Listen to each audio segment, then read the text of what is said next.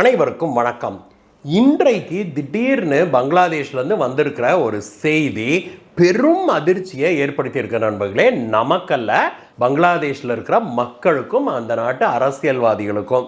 அது மட்டும் இல்லை, அந்த நாட்டில் இப்பொழுது ஆட்சியை கையில் வச்சிருக்கிற இந்த அமெரிக்க சீன எடுபடியான யூனுஸ் இருக்கார் இல்லையா, அவருக்கும் அவருடைய கொட்டாரத்துக்கும். அப்படி என்ன அதிர்ச்சிகரமான செய்தி அவங்களுக்கு வந்திருக்குது. அந்த செய்தி வந்ததற்கு பின்னால் இந்தியா தான் இருக்குது அப்படின்னு இன்னொரு செய்தி ஒன்று கிளம்பி இருக்குது. இந்தியா கொளுத்தி போட்ட விஷயம்தான் இன்றைக்கு பங்களாதேஷை ஆட்டங்கான வச்சிருக்குது அப்படின்னு இந்த செய்திகள்லாம் சொல்லுது. அப்படி என்ன இந்தியா கொளுத்தி போட்டது, இதை பற்றியெல்லாம் தான் இன்னைக்கு பார்க்க போறோம் நண்பர்களே. வாங்க.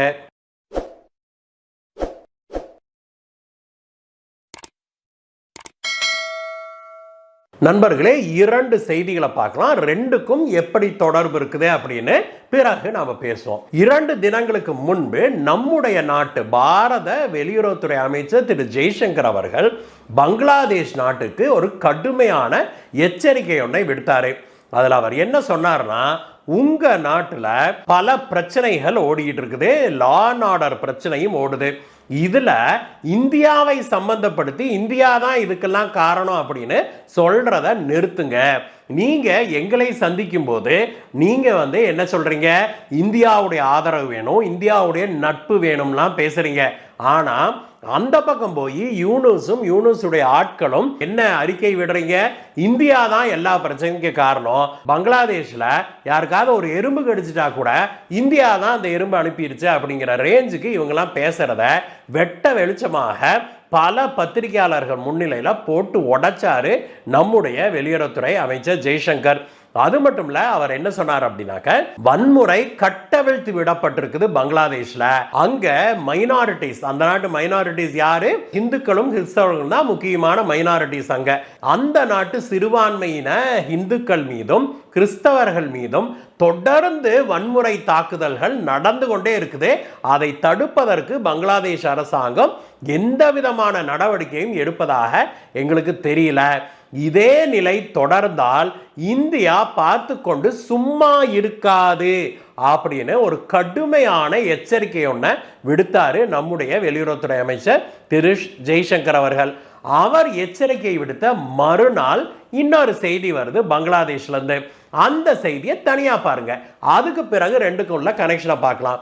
இன்றைக்கு பங்களாதேஷ்ல இருந்து வெளிவந்திருக்கிற செய்தி என்ன அப்படின்னாக்க, நேற்றைய தினம் பத்திரிகையாளர்களை சந்திச்ச பங்களாதேஷுடைய ராணுவ தளபதியான ஜெனரல் வக்கருஸ்ஸமான் என்ன சொன்னார் அப்படின்னாக்க, பங்களாதேஷ் நாளுக்கு நாள் பிரச்சனைகள்ல கலவரங்கள்ல மூழ்கி கொண்டு இருக்குது. பங்களாதேஷ் நாடு இப்படியே போச்சு அப்படின்னாக்க நாங்க பார்த்துக்கிட்டு சும்மா இருக்க மாட்டோம். எப்படி ராணுவம், பங்களாதேஷ் ராணுவம் பார்த்துக்கிட்டு சும்மா இருக்காது. கடந்த 7-8 மாதங்களாக பங்களாதேஷ்ல தொடர்ந்து லா அண்ட் ஆர்டர் சிச்சுவேஷன், அமைதி ஏற்படவே இல்லை, கலவரங்கள் தொடர்ந்து நடந்து கொண்டே இருக்குது, மைனாரிட்டிகள் மீது தாக்குதல்கள் தொடர்ந்து நடந்து கொண்டே இருக்குது. இப்படிப்பட்ட சூழலை இனியும் நாம அனுமதிக்க முடியாது.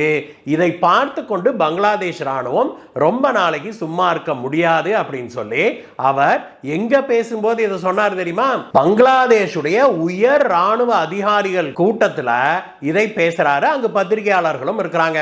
அப்பொழுது அவர் என்ன சொல்றாருன்னா, நாளைக்கு நான் ஏதாவது செய்வதற்கு உத்தரவிட்டேன் அப்படின்னா அப்பொழுது ஐயோ எங்ககிட்ட ஒண்ணுமே சொல்லலையே அப்படின்னு யாரும் சொல்லாதீங்க, நான் முன்னெச்சரிக்கையாக உங்களுக்கெல்லாம் சொல்லி வைக்கிறேன். பங்களாதேஷுடைய நிலை இப்படியே போச்சுன்னா, அமைதி இல்லாம கலவர பூமியாவே பங்களாதேஷ் தொடர்ந்தது அப்படின்னாக்க ராணுவம் தகுந்த நடவடிக்கை எடுக்க வேண்டியது வரும். அதனால உடனடியாக இதற்கு நீங்க தீர்வு காணுங்கள் அப்படின்னு சொல்லி அந்த நாட்டு அரசியல் கட்சிகளுக்கும் அந்த நாட்டு அரசாங்கத்துக்கும் ஒரு நேரடியான எச்சரிக்கையை விடுத்திருக்கிறாரு அந்த நாட்டு ராணுவ தளபதியான வக்கருஸ்ஸமான். பங்களாதேஷுடைய சரித்திரத்தை படிச்சவங்களுக்கு தெரியும் நண்பர்களே, அங்க ஒரு முறைக்கு பல முறை ராணுவ புரட்சி ஏற்பட்டிருக்குது. ஒரு சில முறைகள்ல என்ன நடந்திருக்குதுன்னா, இருக்கிற அரசாங்கத்தை ராணுவம் ஒரு புரட்சி செஞ்சு கலைச்சிட்டு அதற்கு பிறகு ஒரு எலெக்ஷனை ராணுவமே முன்னின்று கூட நடத்தி இருக்குது. அது போல ஒரு சூழ்நிலையை நீங்க உருவாக்கி விடாதீர்கள் அப்படின்னு பங்களாதேஷ் ராணுவ தளபதி எச்சரிக்கை விடுத்திருக்கிறாரு. இதை பற்றி வல்லுநர்கள்லாம் என்ன சொல்றாங்க அப்படின்னாக்க, பங்களாதேஷ் ராணுவம் பொறுமை இழந்து வருது. யூனுஸ் ஒரு தற்காலிக அரசாங்கத்தை உருவாக்குவதற்காக அனுப்பப்பட்டவர். பங்களாதேஷ்காரர் தான், ஆனா அமெரிக்கால செட்டில் ஆனவர். அவரை கொண்டு பங்களாதேஷ்ல அமெரிக்கா இப்படி ஒரு புரட்சியை உருவாக்கி விட்டு உட்கார வச்சதுக்கு காரணம் என்னன்னா, அமெரிக்காவுக்கு சாதகமான ஒரு அரசாங்கத்தை அதற்கு பிறகு அங்க உட்கார வைக்கலாம் அப்படிங்கிறது தான். யூனுஸ் அவருக்கு கொடுக்கப்பட்ட காலமே 3 மாசம் தான் அப்படின்னு சொல்லப்படுது நண்பர்களே. அந்த 3 மாதங்களுக்குள்ளாக அவர் மீண்டும் ஒரு எலெக்ஷனை நடத்தணும் அப்படிங்கிறதா அமெரிக்கா அவர்கிட்ட கட்டளையாக சொல்லப்படுது. ஆனா இப்ப 7-8 மாசம் ஓடி போயிருச்சு. அவர் என்ன அறிவிச்சிருக்கிறார் அப்படின்னா, இந்த வருட கடைசியில 2025ஆம் வருட கடைசியில டிசம்பர் மாதமோ அல்லது 2026ஆம் ஆண்டு பாதி வாக்கிலையோ நாங்க எலெக்ஷனை நடத்துறதுக்கு தயாராகும் அப்படின்னு சொல்லியிருக்கிறாரு. ஆனா அதற்கும் ஒரு இக்கனா வச்சிருக்கிறாரு. அவர் என்ன சொல்றாரு, நிறைய விஷயங்கள்ல மாற்றம் கொண்டு வர வேண்டியதா இருக்குது. கான்ஸ்டிடியூஷனையே மாற்றணும், அதுக்கு அடுத்தது ஜனத்தொகை கணக்கெடுப்பு நடத்தணும், அதுக்கப்புறம் பாராளுமன்ற தொகுதிகளெல்லாம் மீண்டும் வரையறை செய்ய வேணும், மாற்றி அமைத்து வரையறை செய்ய வேணும் பாப்புலேஷனுக்கு தகுந்த மாதிரி அவர் சொல்றது. அதற்கு பிறகு அந்த நாட்டு எஜுகேஷன் சிஸ்டத்துல மாற்றம் கொண்டு வரணும். இப்படி ஒரு பெரிய லிஸ்டையே மனுஷன் அடுக்கிக்கிட்டே போறாரு. இதெல்லாம் செஞ்சு முடிச்சாதான் தான் எலெக்ஷன் நடத்த முடியும் அப்படின்னு இப்ப சொல்ல ஆரம்பிச்சிருக்கிறாரு யூனுஸ். இது மக்களிடையே பயங்கரமான ஒரு கடுப்பை ஏற்படுத்தி இருக்குது அப்படின்னு தான் சொல்லணும் நண்பர்களே. அந்த நாட்டு அரசியல் கட்சிகளும் பயங்கர கடுப்பா இருக்கிறாங்க. அவங்க சுருக்கமா ஒரே வார்த்தையில சொல்றாங்க, யோ நீ யார் அரசியலமைப்பை மாற்றி அமைக்கிறதுக்கு? மக்களால் தேர்ந்தெடுக்கப்பட்ட ஒரு அரசாங்கம் தான் அந்த வேலையெல்லாம் செய்யணும். நீ உனக்கு இட்டது என்ன? இருக்கிற அரசாங்கம் ஷேக் ஹசீனாவை கலைச்சுவிட்டு நீ எலெக்ஷன் நடத்துறது தானே உன்னோட வேலை. நீ எதுக்குப்பா இதெல்லாம் பேசுற அப்படின்னு இப்பொழுது அரசியல் கட்சிகள்லாம் யூனுஸுக்கு எதிராக போர்க்கொடி தூக்க ஆரம்பிச்சிடுச்சு. இந்த அரசியல் கட்சியெல்லாம் ஒரு பக்கம் போர்க்கொடி தூக்குதுன்னா, யூனுஸோட அந்த கொட்டேரி இருக்குது இல்லையா, அந்த யூனுஸோட ஜால்ராக் அதெல்லாம் யாரு அப்படின்னா, அரசியலுக்கும் அவங்களுக்கும் சம்பந்தமே இல்லை. அதெல்லாம் யாருன்னா இந்த புரட்சியில முன்னாடி நின்னவங்க. அதுல நிறைய பேர் இந்த நிறைய யூடியூப் சேனல் இன்ஸ்டாகிராம்லாம் வச்சு பாப்புலரா இருந்த ஆட்களை நம்ம ஊர்ல எல்லாம் சிலதுக்கெல்லாம் தெரியுதுல, துருவு ராத்தே இந்த மாதிரி கேஸுக இதுகளையெல்லாம் கொண்டாந்து ஆட்சியில உட்கார வச்சா அது எப்படி இருக்கும்? அந்த மாதிரியான ஆட்களை தான் இன்னைக்கு மினிஸ்டர் ரேஞ்சில் உட்கார வச்சிருக்கிறாரு யூனுஸ். கேட்டா அவங்க எல்லாம் புரட்சிக்கு முன்னாடி நின்று வேலை செஞ்சவங்களாம். இப்படிப்பட்ட ஆட்களை உட்கார வச்சிருக்கிறாரு. இப்பொழுது அந்த ஆட்கள் கூட யூனுஸோட கையாளுகளாக செயல்படுகிற அந்த ஆட்கள் கூட யூனுஸ் மேல இப்ப கடுப்பாகி வெளியில வர ஆரம்பிச்சிருக்கிறாங்க.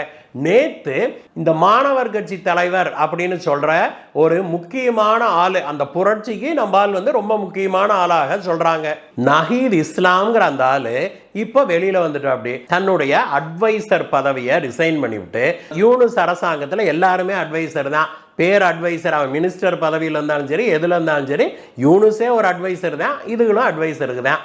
அப்படி இருக்கிற அட்வைசர் பதவியை நான் துறந்து விட்டு நான் வெளியில வந்துட்டேன். இங்க நாம புதுமையான ஒரு அரசியலை மேற்கொள்ள வேணும், நான் தனி அரசியல் கட்சி ஆரம்பிக்கிறேன் அப்படின்னு சொல்லி நம்மளால ஒருத்தன் வெளியில வந்திருக்கிறான். அவன் பின்னாடி இன்னும் 4 பேர் வெளியில வந்திருக்கிறாங்க. யூனுஸோட ஆட்டத்தை அவரோட ஆட்களே கலைக்கிறாங்க அப்படிங்கிற பேச்சும் அடிபட ஆரம்பிச்சிருக்குது. இப்படிப்பட்ட சூழ்நிலையில தான் அந்த நாட்டு ராணுவ தளபதி கடுமையான எச்சரிக்கையை விடுத்திருக்கிறார். அவர் சுருக்கமாக சொன்னது இதுதான், ஒழுங்கா கூடிய சீக்கிரம் எலெக்ஷனை நடத்தலைன்னா, அதுவும் டிசம்பருக்குள்ள நீங்க எலெக்ஷனை வைக்கலைன்னா நாங்க ராணுவ புரட்சியை நடத்துவோம், உன்னை தூக்கி எறிஞ்சுவிட்டு அடுத்தது நாங்களே எலெக்ஷனை நடத்துவோம்ப்பா அப்படின்னு சொல்லி அவர் சொல்றார். மேலும் அவர் தெளிவாகவே சொல்றார், எனக்கு பதவி ஆசை இல்லை, நான் ஆட்சியில் உட்கார்ற ஆசை இல்லை, ஆனால் நியாயமான மக்களால் தேர்ந்தெடுக்கப்பட்ட ஆட்சி நடக்க வேணும், அப்படிப்பட்ட ஒரு அரசாங்கம் விரைவில் அங்க பதவியேற்க வேணும் அப்படின்னு சொல்லி யூனுஸுக்கு கடுமையான எச்சரிக்கையை விடுத்திருக்கிறார். நண்பர்களே, அடுத்த சில வாரங்களில் இந்த பிரச்சனை மேலும் பெருசாகும் அப்படின்னு எதிர்பார்க்கிறோம். ஆனால் யூனுஸ் பயங்கரமான ஒரு குள்ளநரி. அந்த குள்ளநரி என்னென்ன திட்டம் போட்டுக்கிட்டு இருக்குது அப்படின்னு நமக்கு விரைவில் தெரிய வரும். இந்த வீடியோவை பற்றிய உங்களுடைய கருத்துக்களை சொல்லுங்கள் நண்பர்களே. மீண்டும் உங்களை வேற ஒரு வீடியோ சந்திக்கிறேன். Bye bye.